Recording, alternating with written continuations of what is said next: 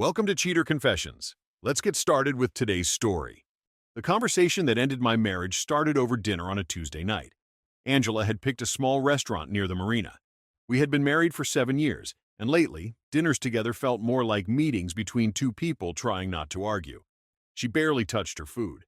I noticed her checking her phone twice before the appetizers arrived.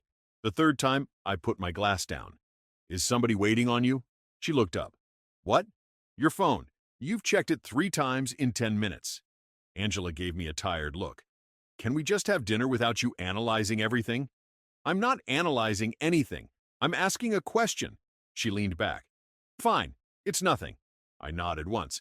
"Then put it away." Her expression changed immediately. "You don't get to tell me what to do." I looked at her for a second. "And you don't get to act like basic respect is oppression." That shut her up. For a moment, neither of us spoke. The restaurant was crowded, but our table felt completely separate from everyone else. Then Angela folded her napkin and looked directly at me. "Actually, there's something I want to talk about." "Go ahead." She took a breath. "My birthday is next month." "I know. I've been thinking about what I want." I waited. Then she said it. "I want a night with another man as a gift for my birthday." I didn't move. "Say that again." Angela held my eyes. "I want one night with another man." "You want to sleep with another man?" "Don't make it sound dirty." I almost laughed. "Angela, there's no cleaner way to say it." She crossed her arms. "I'm being honest with you." "No, you're making a request." "Same thing." "No, it isn't." Her jaw tightened. "We've been unhappy, Tom." "Being unhappy doesn't give you permission to sleep with someone else." I leaned forward. "Do you already have someone in mind?" She hesitated. That was enough. "Who?" "It's not important." "Then there is someone." Angela looked toward the window. "His name is Jacob." The name sat between us. "How long have you known him?" "A while." "How long?" "Tom, this isn't an interrogation. You're asking your husband to give you another man for your birthday. You don't get to decide which questions are uncomfortable." Her face hardened. "I thought you might try to understand me." "I understand you perfectly." She grabbed her purse. "So, that's it? You're going to judge me?" I stood up and reached for my wallet. "No." I placed enough cash on the table. "I'm going to make a decision." She looked up at me. "What decision?" I picked up my jacket. "You'll find out." And I walked out before she could say another word. Angela didn't speak to me during the drive home. She sat beside me with her arms crossed, staring through the passenger window as if I were the one who had ruined dinner. When we reached the house, she walked inside first. I followed and put my keys on the counter. She turned around. "Are you really going to punish me because I was honest?" "I'm not punishing you." "You walked out." "I paid the bill and left." "That's not punishment." She shook her head. "You've become impossible." I looked at her. "And you've become comfortable asking your husband for permission to sleep with another man." Her face tightened. "I told you what I want. I didn't say I was going to cheat." "You already picked the man." She didn't answer. "How often have you been seeing Jacob?" "We've had coffee." "How many times?" "Why does that matter?" "Because you're married to me." She sighed. "3 or 4 times." "And you've been alone with him?" "Sometimes." I nodded slowly. "Does he know what you want?" Angela hesitated again. "Yes." That answer bothered me more than anything else she had said. "So you've discussed sleeping with him before discussing it with me?" "It wasn't like that." "Then what was it like?" She looked away. "I told him I was unhappy." "Did you tell him you were married?" "Of course." "And he still agreed?" Angela didn't respond. I walked into the kitchen and poured myself a glass of water. She followed me. "You could make this easier, Tom." I turned around. "How?" "Let me have the night. One night. Then we move on." I stared at her. "Move on to what?" "Our marriage." "You honestly think I give you permission to sleep with Jacob, and the next morning we're a normal married couple?" "You might be surprised." "I am surprised already." She rolled her eyes. "You've always been so rigid." "No, I have boundaries. Marriage isn't ownership." "I never said it was." "Then why are you acting like I belong to you?" I stepped closer. "You don't belong to me, but I do belong to myself, and I won't stay married to someone who thinks I should accept this." Her expression changed. For the first time, she realized I wasn't negotiating. "You're serious?" "Completely." She stared at me for several seconds. Then her phone buzzed. She looked down quickly. I didn't need to see the screen. Jacob? I asked. She slipped the phone into her pocket. It's private. I nodded. Fine. I walked toward the stairs. Where are you going? To bed. You're just ending the conversation? No. I stopped and looked back at her. I'm ending the marriage conversation. You already made your choice. She stood there silently. I went upstairs. The next morning, I called my friend Samuel Reed before I went to work. Samuel had been one of my closest friends since college. He'd spent 12 years working as a detective before leaving the department and moving into private security. I didn't tell him everything over the phone. I only said, I need you to help me find out how much of this has already happened. Samuel was quiet for a moment. Then he answered, Send me what you know. I hung up. For the first time, I wasn't trying to save my marriage. I was trying to understand what I was actually married to.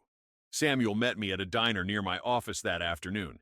He listened without interrupting while I explained what Angela had said. When I finished, he put his coffee down. Do you want me to find out about Jacob? I want facts. Anything specific? Where they meet? How often? Whether anyone else knows? Samuel nodded. I can ask around. Quietly. You don't have to tell me twice. I went back to work. That evening, Angela was waiting when I got home. She was unusually friendly. She had cooked dinner, poured 2 glasses of wine, and even changed the sheets in our bedroom. I looked at the table. What's all this? Dinner. I can see that. She smiled. I thought we should start over. I pulled out a chair. After last night? Yes. I sat down. She placed food on my plate. I don't want us fighting. Neither do I. Then stop treating everything like a threat. I looked at her. Is Jacob still part of your birthday plans? Her smile disappeared for a second. Then it returned. I thought we agreed not to talk about him. We didn't agree to anything. She took a sip of wine. My birthday is supposed to be fun. Then enjoy it. With you? Is that what you want? She hesitated. Of course. I watched her carefully. Then why does another man need to be involved? She put her glass down. Because I want something different. Different isn't the word I'd use. She leaned forward. You don't understand what I'm asking. I understand exactly what you're asking. No, you don't. She stood up and walked toward the kitchen. My birthday party is going to be at the Harborview Club. I've already reserved the private room. I looked at her. You planned the party already? Yes. Who knows about it?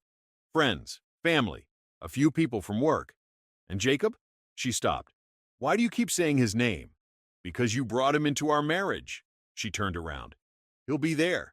That caught my attention. At the party? Maybe. Maybe? She shrugged. I haven't decided. I said nothing. She came back to the table. Tom, I want you there. I'll be there. Her expression softened. Really? Yes. She smiled. Good. That's all I wanted. But I knew it wasn't. 2 days later, Samuel called me. We met in his truck outside my office. He handed me a folded piece of paper. I found something. I opened it. There was an address and a time. What's this? Jacob has a private office above a wine bar downtown. Angela has been meeting him there every Thursday afternoon. How many Thursdays? 5. I looked at the paper again. Samuel continued. There's more. Someone saw them leaving together last week. Together? Yes. I folded the paper and put it in my pocket. Thanks. What are you going to do? I started the truck. Nothing yet. Samuel looked at me. Why? Because I want to see what she does when she thinks I still don't know. That was when I realized her birthday party wasn't going to be a celebration. It was going to be a test. The following week, Angela became almost too perfect.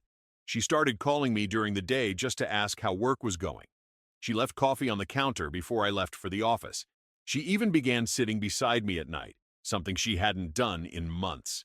I played along, not because I believed her, because I wanted to see how far she was willing to take the lie. One Thursday afternoon, she came into my office while I was checking invoices. Are you busy? Always, she smiled. I was thinking about the birthday party. What about it? I want it to be special. It will be. She walked behind my chair and put her hands on my shoulders. I want you to trust me. I stopped typing. That's an interesting thing to ask for. She moved around and stood in front of my desk. Why? Because trust isn't something you request. Her smile faded. You've been different lately. I've been paying attention. She stared at me. Are you accusing me of something? Not yet. Her eyes narrowed. What does that mean? It means if I have a problem with you, I'll tell you. She stood there for another second. Then she smiled again. Good. I don't want secrets between us. I almost laughed. Instead, I said, neither do I. That evening, Samuel sent me another piece of information. Angela had booked a room at the Lakeside Hotel for the night of her birthday. It wasn't under her name. It was under Jacob's. I stared at the message for a few seconds. Then I called Samuel. You're sure? Absolutely. Any chance Angela isn't involved? She made the reservation from her phone. The hotel confirmed it. I thanked him and ended the call. I didn't confront her. I didn't drive to Jacob's office. I didn't call the hotel. I simply opened my laptop and started making a list. The next morning, I met with Michael Grant, a divorce attorney recommended by Samuel. He listened while I explained everything. When I finished, he asked, "Do you want to save the marriage?" "No." "Are you certain?" "She asked me to give her another man for her birthday." Michael leaned back. "Fair enough." I handed him copies of our financial records. "I want everything done cleanly." He looked through the documents. "The house?" "Mine before the marriage." "Business?" "Mine." "Joint accounts?" "We have two." "Good. Don't move money out of those. We'll handle them properly." I nodded. Michael looked at me. "One more thing. Don't tell Angela you're filing until we're ready." I wasn't planning to. That afternoon, I rented a small apartment across town. I moved only the things I needed, my documents, my work equipment, a few personal items. Then I went home. Angela was standing in the hallway holding a package. "Your birthday gift arrived." I looked at the box. "What is it?" She smiled. "You'll find out at the party." I nodded. "Can't wait." For once, that wasn't a lie. I was already certain the party would be the last night I called Angela my wife. Angela's birthday party started at 8.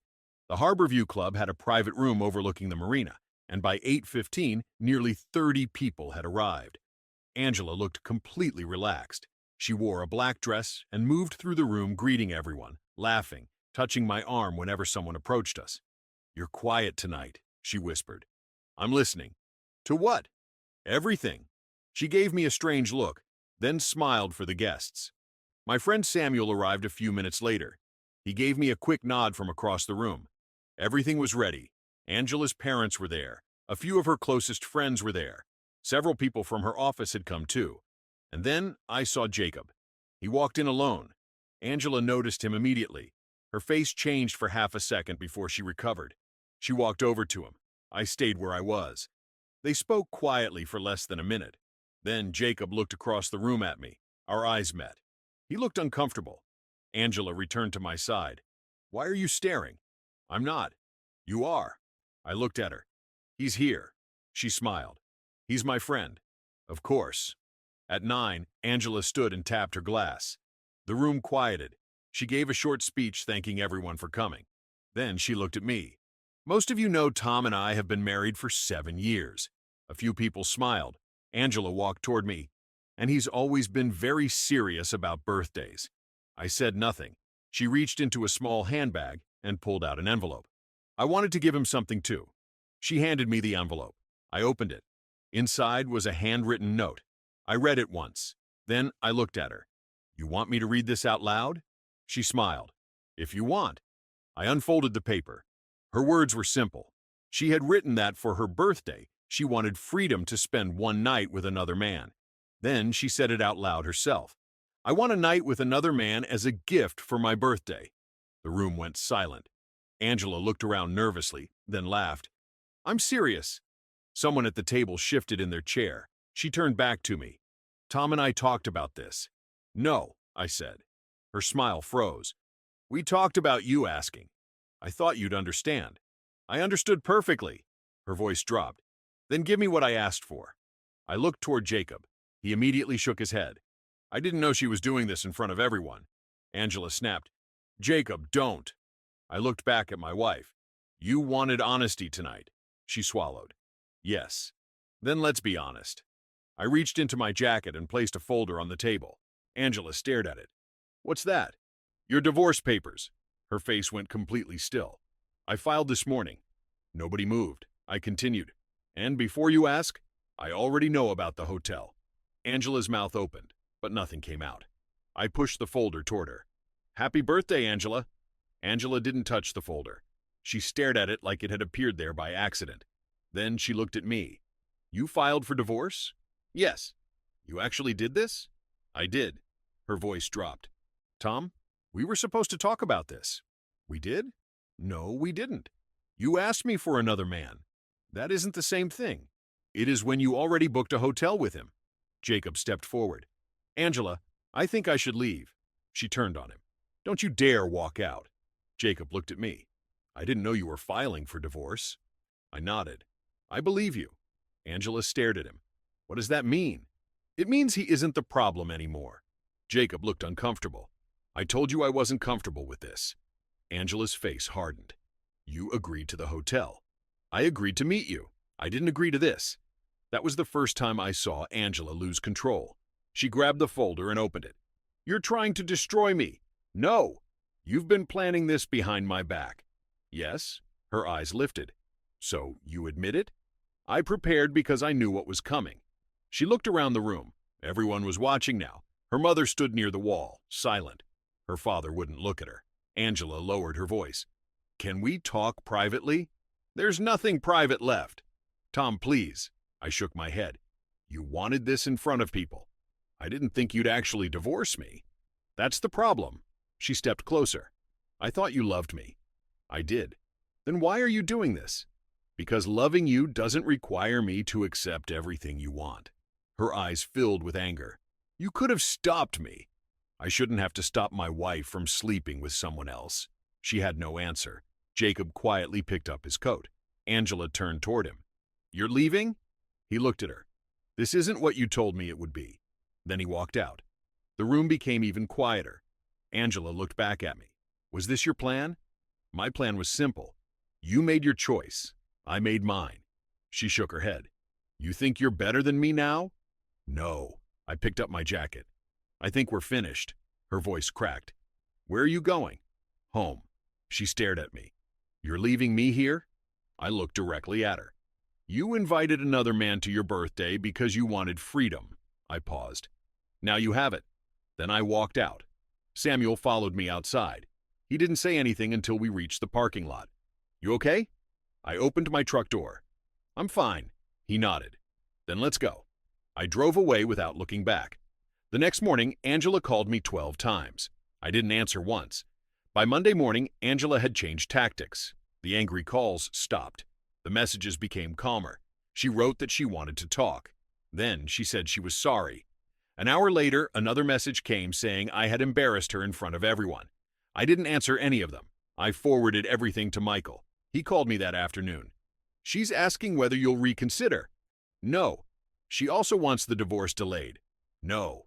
He was quiet for a moment. "Then we're moving forward." "Good." The next few weeks were straightforward. Angela tried to make the divorce emotional. I kept it practical. She wanted the house. Michael reminded her that I had purchased it before the marriage. She wanted part of my company. The records showed that the company existed before we married and that she had never been an owner. She challenged some of our joint savings. Those were divided properly. There was nothing dramatic because I had prepared before the party. One evening, I returned to the old house to collect the last of my things. Angela was there. She stood in the kitchen when I walked in. "You couldn't even come talk to me." "I've been talking to you through the lawyers." "That's not what I mean."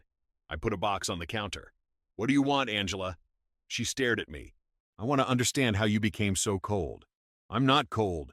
You filed for divorce without even giving me a chance. You had 7 years." She looked down. "I made one mistake." I shook my head. "No, you made a decision." She stepped closer. "I never thought you'd actually leave." "I know." Jacob meant nothing. "Then why did you book the hotel?" She didn't answer. I picked up the box. "That's what I thought." She followed me toward the door. "Tom." I stopped. "What?" "I loved you." I looked at her. "Maybe you did." Her expression tightened. "But you didn't respect me." She had no response. I opened the door. Behind me, she said, "Are you really not coming back?" I turned around. "No." Then I left. Outside, Samuel was waiting in his car. He had offered to help me move the rest of my things. As we loaded the boxes, he asked, "You feel better?" I thought about it. I feel finished. He nodded. That's probably better. It was. For the first time in months, I wasn't checking my phone to see where Angela was. I wasn't wondering who she was talking to. I wasn't trying to understand behavior that no longer made sense. I had one job now. Finish the divorce and move forward. And 3 months later, that was exactly what happened. The judge finalized everything on a Thursday morning. Michael shook my hand outside the courthouse. You're officially divorced. I nodded. Good. He smiled. That's all? That's all. I walked down the steps alone. My phone buzzed. Angela had sent one final message. She asked if we could meet for coffee. I deleted it. Not because I was angry, because there was nothing left to discuss. 6 months after the divorce, my life had become simple again. I moved into a smaller house closer to my office. I kept my old routine, but everything felt different without the constant arguments and questions. Work, gym, dinner, sleep. No checking another person's phone. No wondering where my wife was. No pretending everything was fine. One Saturday afternoon, Samuel and I were having lunch when he asked me about Angela. Have you heard from her? Once. What did she want? To apologize. Did you accept? I listened. Samuel smiled. That's different. I didn't say I forgave her. You didn't need to. A week later, I received an invitation to a mutual friend's birthday dinner. I almost ignored it. Then I decided to go. The restaurant was smaller than the Harborview Club, with only 12 people at the table. There was no performance, no speeches, no surprises. Halfway through dinner, someone raised a glass and joked about birthday gifts. Everyone laughed. I smiled too. The joke reminded me of Angela's birthday, not because I missed her, because I remembered exactly how that night had ended. Later, when I was outside waiting for my car, Samuel came out. You okay? Yeah. He looked at me. Funny, isn't it? What? Your life got better after the worst birthday you've ever had. I nodded. She thought that night was going to prove she had control. And instead, I looked toward the restaurant. She proved she didn't. My car arrived. Before I got in, I checked my phone. There was a message from a woman I'd recently started seeing. She asked if I wanted dinner the next evening. I replied that I did. Then I put my phone away. No games, no hesitation, just an answer. As I drove home, I thought about the night Angela had first made her request. She had told me she wanted a night with another man as a birthday gift. At the time, she thought she was asking me for permission. She wasn't. She was telling me what she had already decided to do, and I had simply made my own decision after hearing it. I didn't destroy her. I didn't try to embarrass her. I didn't chase Jacob. I didn't fight for someone who had already chosen to step outside our marriage. I walked away. That was the part Angela never understood. She thought the strongest move would be to make me accept what she wanted. Mine was refusing to accept it. The last time I saw her was outside the courthouse. She stood near the entrance and watched me walk away. She didn't call my name. Neither did I look back.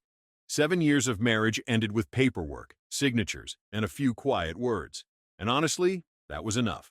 Because sometimes the cleanest ending isn't revenge. It's realizing that the person who thought they could control your future no longer has a place in it. Thank you for watching.